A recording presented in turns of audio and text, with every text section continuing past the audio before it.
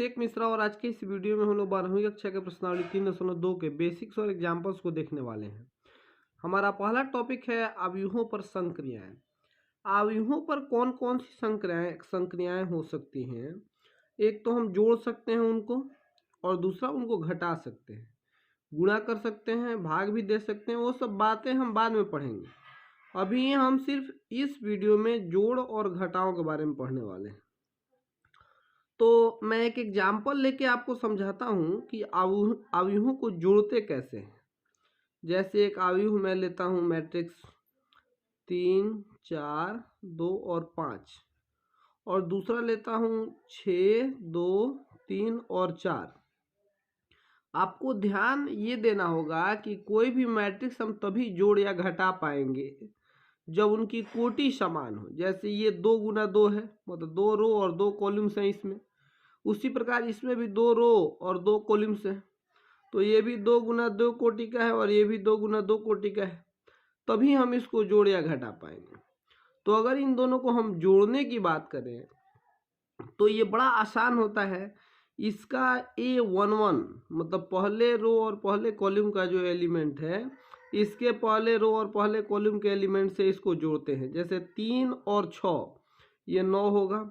उसी प्रकार 4 को जोड़ेंगे 2 के साथ, तो 4 और 2 6, और 2 और 3 5, और अंत में 4 और 5 9।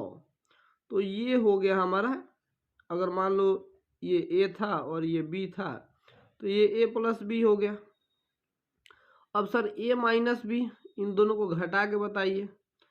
A plus B, A minus B जो होगा, इसमें से इसको बस घटा देते हैं, कुछ करना नहीं होता। जैसे जोड़े हैं वैसे घटाते हैं।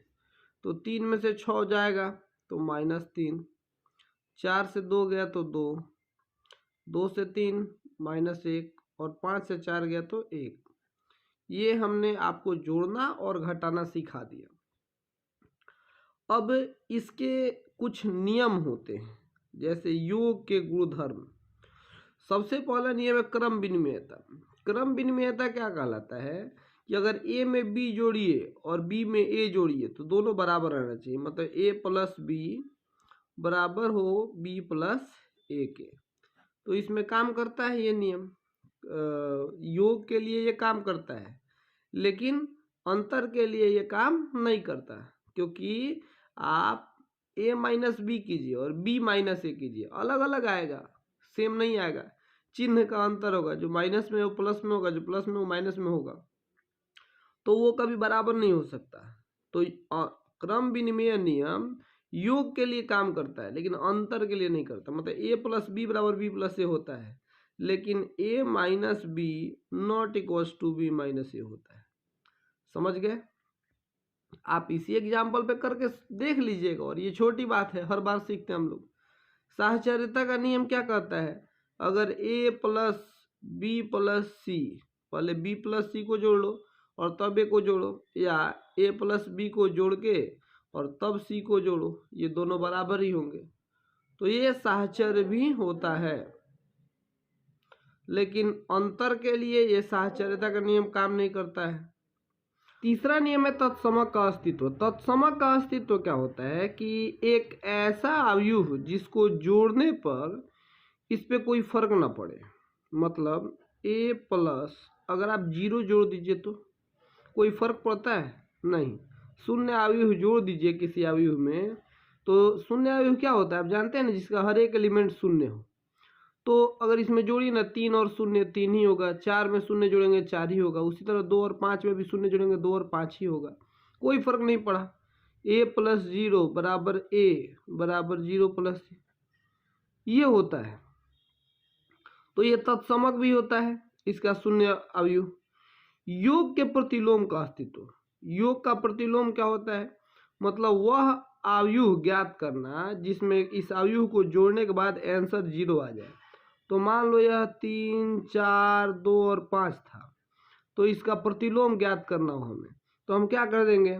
-3, -4, -2 और -5, इन दोनों को जोड़ने पर देख लो आंसर 0 आ जाएगा। 3 और -3 0, 4 और 4 0, सब हो गया।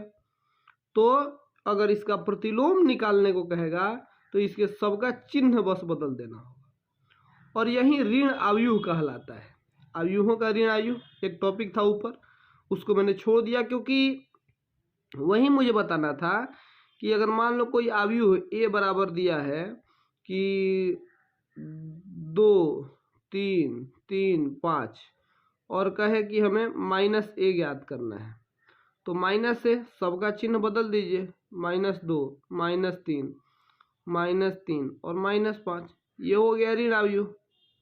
मुझे लगता है कि इसमें कोई दिक्कत नहीं रहा होगा। अब ये सब जब हम लोगों ने सीख लिया तो आज हमारा ये थ्योरी में अंतिम टॉपिक है आव्यूहों का एक अदिश से गुणन। अदिश क्या होता है, मतलब कोई भी एक स्केलर क्वांटिटी से गुना करना। जैसे एक आव्यूह है, मान लो 2 3 -4 और 6, ये एक आव्यूह है ए बराबर अब कह रहे हैं इसमें 2 से गुना कीजिए, मतलब 2a ज्ञात करना है, 2 से गुना करना है। अब जब किसी भी एक संख्या से गुना करना होता है इस पूरे में, तो इसके प्रत्येक एलिमेंट में हम गुना कर देते हैं। जैसे 2 है तो 2 दूना 4, यहाँ 3 है तो 6, -4 है तो -8 और 6 है तो 12, तो ये 2a हो गया हमारा। तो ये भी आसान है, आप सीख गए होंगे। अब यहाँ इसके भी 2 नियम होते हैं कि अगर a और b दो कोई भी आव्यूह हों तो उसमें अगर k से मल्टीप्लाई करते हैं तो k + kb के बराबर आता है। कहने का मतलब अगर a तो मान लीजिए ये है और b एक मान लीजिए हो गया 3 2 5 और फिर से 3, तो अगर हमें कह रहा हो और k बराबर हम मान लेते हैं 2, तो अगर हम 2 से ऐसे a + b में गुना करें और पहले 2 से a + 2b करें, ये दोनों बराबर ही होगा, है ना। ये गुणधर्म हमारा कहता है कि a और b दो मैट्रिक्स दिए हुए हों और k कोई कांस्टेंट नंबर हो, तो ka + b बराबर होता है ka + kb के। अब आते हैं k + l × a बराबर k। अब ये k और l क्या है, यहाँ पे एक ठो मैट्रिक्स है a बराबर, मान लो ये एक मैट्रिक्स है a बराबर ये, और इसमें हमें गुना करना है k + l से, तो k बराबर 2 और l भी एक अदिश है 3, तो हम 2 + 3 × a कर दें या हम 2a + 3a करें, ये दोनों भी सेम ही आएगा। तो ये इसके 2 गुणधर्म होते हैं। अब इस सब पे एक एक एग्जाम्पल लेके अगर किया जाए तो वीडियो बहुत लंबा हो जाएगा, इसलिए, और इसका बहुत काम भी नहीं आता, लेकिन ऑब्जेक्टिव के लिए, जैसे अभी बहुत सारा जो बोर्ड एग्जाम हो रहा है उसमें ऑब्जेक्टिव की बहुत प्रधानता है, ऑब्जेक्टिव क्वेश्चंस, उसमें ये सब पूछे जाते हैं, ये आपके ध्यान में रहना चाहिए, है ना। अब हमने जो थ्योरी पढ़ा उस आधार पे कुछ एग्जाम्पल्स करते हैं। छठा प्रश्न हमें दिया हुआ है ए एक मैट्रिक्स है, बी एक मैट्रिक्स है, तो हमें ए और बी को जोड़ना है।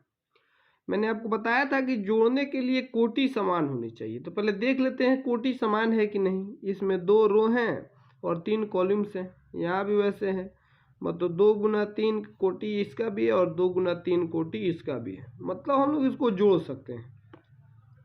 तो सीधे a + b हम लोग कर देते हैं।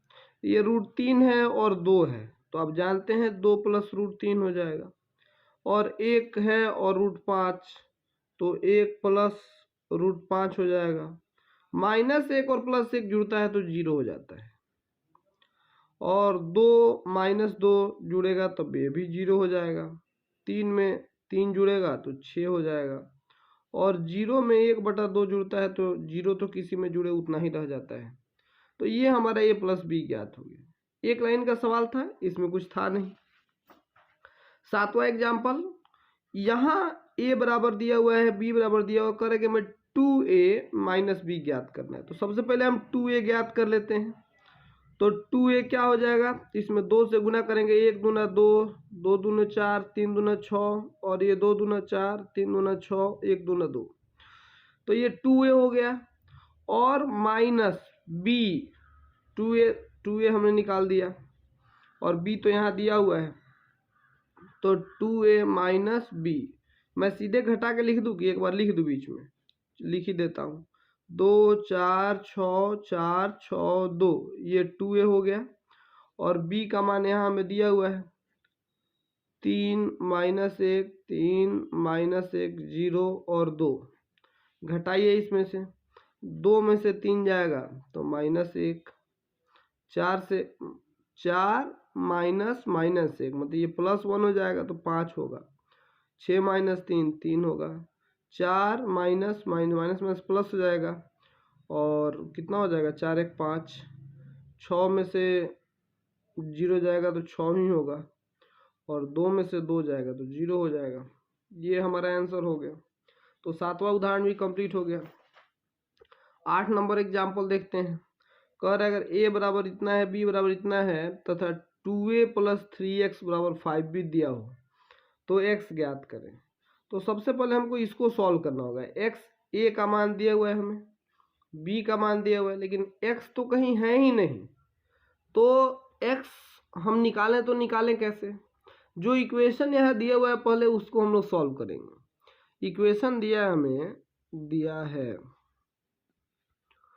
2a + 3x = 5b। तो यहाँ से 3x बराबर हो जाएगा 5b - 2a।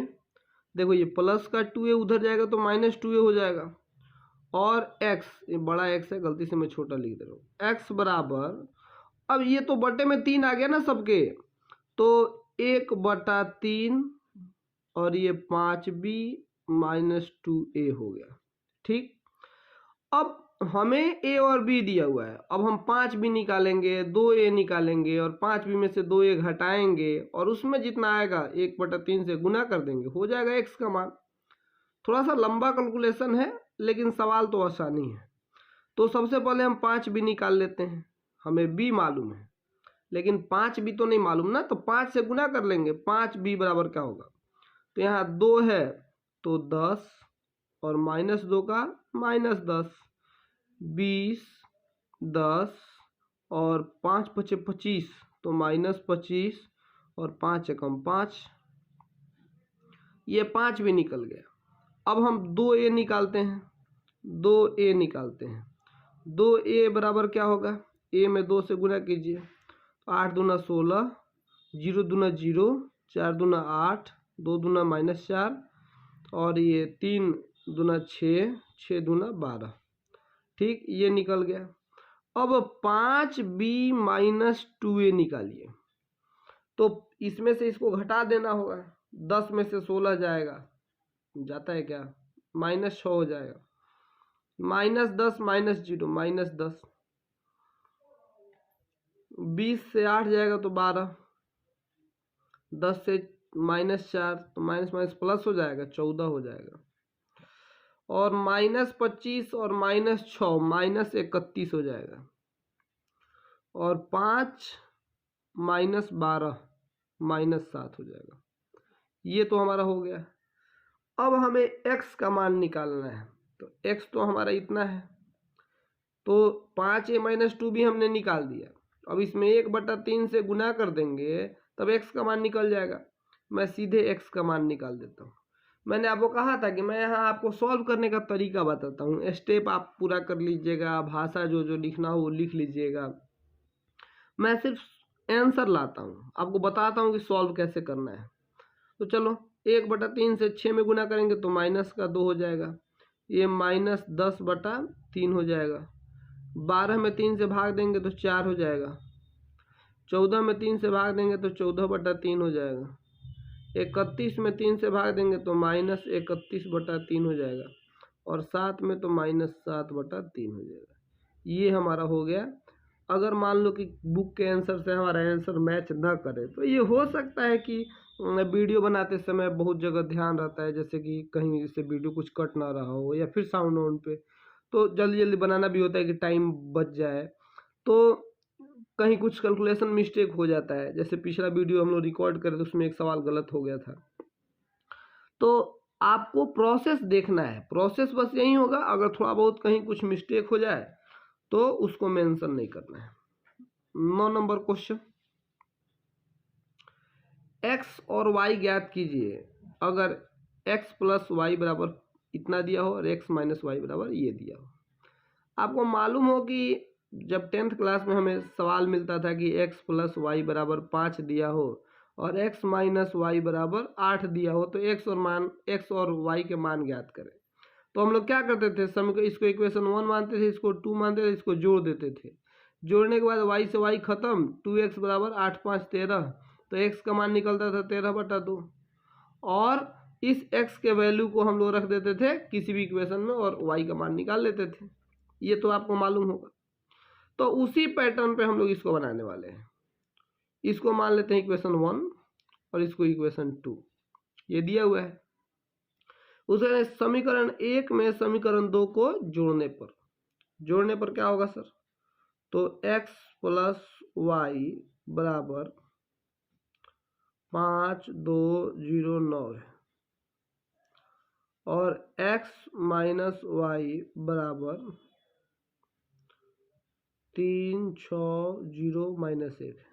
जोड़ दो, ये कट गया y से y, यहाँ क्या आया 2x बराबर 5 और 3 8, 2 और 6 8, 0 0 0, 9 और -1 8, सब जगह 8 आ गया। अब ये तो 2x का मान आ गया ना, x का मान क्या होगा, तो ये गुना में 2 है तो बटे में 2 हो जाएगा, तो जो 8 है वो 4 4 0 और 4 हो जाएगा। तो x का मान आ गया। अब x का मान आप किसी भी इक्वेशन में रख दीजिए, y का मान आ जाएगा। तो लिखिए x का मान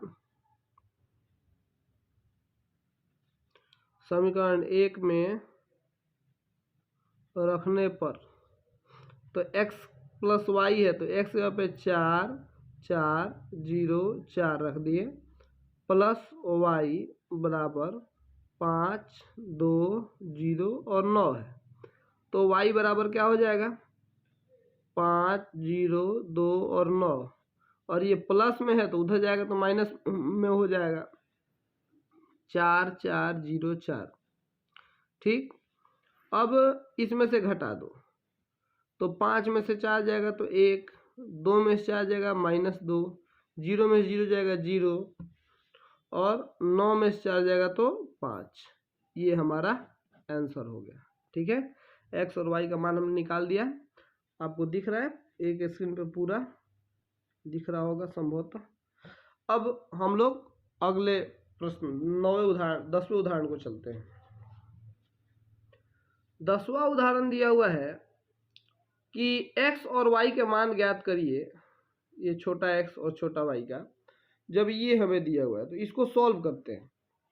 सबसे पहले गुना करेंगे, तो ये 2 से करेंगे तो 2x, 5 दूना 10, 7 दूना 14 और ये 2y माइनस 6। हमने बस 2 से गुना कर दिया, सब में कुछ हुआ नहीं, प्लस 3 माइनस 4 1 और 2 बराबर दिया हुआ है 7 6 15 और 14। अब इन दोनों को जोड़ते हैं तो 2x प्लस 3 10 और -4 क्या होगा 6 होगा, 14 और 1 15 और 2y -6 और +2 तो -4 हो जाएगा, बराबर 7 6 15 और 14। अब आप जानते हैं पिछले एक्सरसाइज में हम लोगों ने पढ़ा था कि दो ठो मैट्रिक्स जब बराबर होते हैं तो उनका a11 के बराबर होता है, a12 के बराबर होता है। तो ये 6 तो 6 के बराबर है, 15 भी 15 के बराबर है। हमें x और y का मान निकालना है। तो यहाँ से दो इक्वेशंस मिलेंगे, एक तो 2x प्लस 3 बराबर मिला 7 के और 2y माइनस 4 बराबर मिला 14 के। यहाँ मैं क्या करूँ, तो x का मान यहाँ से निकल जाएगा, या 2x बराबर ये +3 है तो उधर -3 हो जाएगा, 7 -3 4 हो गया। तो या x बराबर क्या हो गया, 7 में से 3 गया 4 और ये गुना का 2 है तो बटा का 2 हो गया, कट के हो गया 2। x का मान 2 आ गया। उसी तरह y का मान यहाँ से निकलेगा, 2y बराबर 14 माइनस 4, 14 में से 4 जाएगा 10 होगा, तो यह y बराबर 5 हो गया। x और y का मान हमने निकाल दिया और 10वां एग्जाम्पल भी कंप्लीट हो गया। 11वां एग्जाम्पल बहुत बड़ा सवाल है, सवाल बहुत बड़ा है, आंसर छोटा है और एकदम मतलब जो मैट्रिक्स हम लोगों ने पढ़ा या जो पढ़ रहे हैं उसका प्रयोग कैसे होगा ये लगभग वही बता रहा है। दो ठो किसान हैं, राम किशन और गुरुचरण सिंह। वो 3 तरह का चावल उगाते हैं। इनके सितंबर और अक्टूबर माह में की बिक्री जो है ए और बी से दिखाया गया है। जैसे देखिए, ए इस सितंबर माह की बिक्री दिखाया गया है, राम किशन का बिक्री ये है और गुरुचरण सिंह का बिक्री ये है। बासमती चावल ये बेचे थे 10,000 का और गुरुचरण सिंह बेचे थे 50,000 का। परमल बेचे थे 20,000 का, गुरुचरण सिंह बेचे थे 30,000 का। और नौरा कोई चावल होता है जो 30,000 का रामकिशन बेचे थे और गुरुचरण सिंह बेचे थे 10,000 का। ठीक उसी प्रकार रामकिशन अब अक्टूबर माह का यहाँ दिया हुआ है। बासमती बेचे थे 5,000 का और ये बेचे थे 30,000 का। परमल वो बेचे थे 10,000 का और ये 20,000 का। और नौरा वो 24,000 का बेचे और ये नौरा का खेती ही नहीं किए होंगे तो बेचेंगे कहाँ से, 0 रुपये का बेचे थे। अब ये कह रहा है प्रत्येक किसान की दोनों माह की बिक्री बताएं। तो सितंबर में इतना बेचा लो, अक्टूबर में इतना, तो दोनों मिला के कितना बेचा। तो सिंपल है, ए प्लस बी कर देंगे। ए प्लस बी करेंगे तो 10,000 और 5,000 हो गया 15,000। ये पहला क्वेश्चन हम सॉल्व कर रहे हैं, इसमें 3 ठो सवाल है। पहला क्वेश्चन सॉल्व कर रहे हैं। अब देखो ये 20,000, 10,000, 30,000, 30,000 और 24,000 54,000। मतलब सितंबर में इतना बेचा, अक्टूबर में इतना बेचा, दोनों मिला के कितना बेचा। कह रहे हैं ना कि प्रत्येक किसान की दोनों माह की बिक्री बताएं, बता दे रहे हैं। अब 50, 30, 80,000 का ये लोग ये बेचे भाई साहब, यही ज़्यादा बड़े किसान हैं। 30 और 20 50,000 का बेचे, ठीक है। 10,000 और 0 ये 10,000 का। नौरा खेती बड़ा कम करते हैं। तो ये तो हो गया हमारा पहला सवाल सॉल्व। दूसरा, सितंबर की अपेक्षा अक्टूबर की कमी बताएं। मतलब इसमें जितना ये लोग उगाए उससे कितना कम उगाए अक्टूबर में। तो ए में से बी घटाना होगा, आसान है, घटा लेते हैं। यहाँ 10,000 है, यहाँ 5,000 है, बचा 5,000। 20,000, 10,000 तो बचा 10,000। यहाँ 30,000, यहाँ 24,000, बचा 6,000। यहाँ 50,000 और यहाँ 30,000 है तो बचा 20,000। 30,000, 20,000, 10,000 और 10,000 में से 0 गया तो 10,000 रहेगा। ये दूसरा सवाल था। तीसरा कह रहेगा कि किसानों को 2% का लाभ मिलता है, तो अक्टूबर का लाभ बताइए। मतलब इतना में अगर बेचे ना ये तो इनको 2% लाभ हुआ। जैसे मान लो मैं कोई चीज़ 100 रुपये में बेचता हूँ तो मुझे 2% लाभ होता है, तो कितना लाभ हुआ, 2 रुपये लाभ हुआ।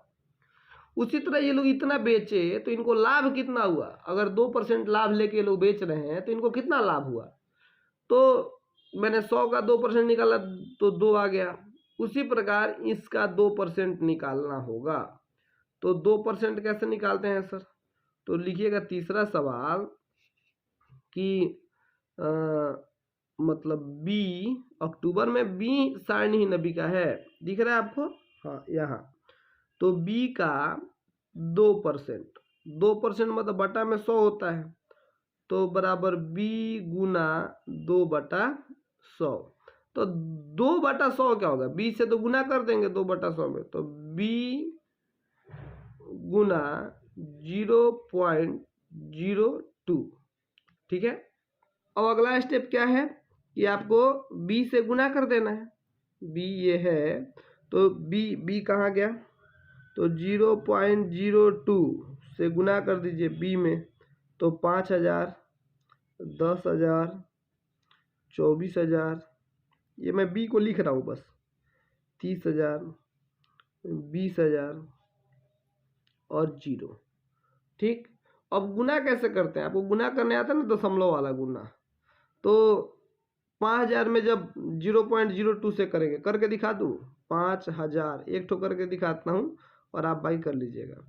तो पॉइंट है 02, तो आप यहाँ तो समझते हैं 2 से करेंगे तो 10,000 हो जाएगा, और 0 से करेंगे तो उतना ही 0 आ जाएगा, 4 ठो। अब इसको ऐड करते हैं 0 0 0 0 1 और 2 अंक के पहले दशमलव है, 2 अंक के पहले दशमलव लगाते हैं और दशमलव के बाद 0 कोई वैल्यू होता नहीं, तो यानी कि 100 आ गया। ये तो आपको आता होगा ना, 5वीं क्लास में, दूसरी क्लास में सिखाया गया होगा। ऐसे आप बाकी सबको कर लीजिएगा। ये 200 होगा, 120 होगा, ये 400 होगा और क्या होगा, यहाँ 200, फिर यहाँ 200। ठीक है, देख लीजिएगा इसका क्या है, मैंने बुक से आंसर देख के लिख दिया और मतलब आप इसमें गुना कर लीजिए 0.02 से आपका आंसर आ जाएगा। तो 11 नंबर हो गया। अब अगला हमारा टॉपिक है अवयवों का गुणन, लेकिन उसमें भी 8-10 एग्जाम्पल्स हैं। ये पूरा टॉपिक है, अगर मैं बताऊं तो ये वीडियो बड़ा लंबा हो जाएगा, इसलिए इसको अगले वीडियो में करेंगे। इसका बेसिक और इंट्रोडक्शन जो है उसको 2 पार्ट में बना लेते हैं। अभी के लिए बस इतना ही। Thank you.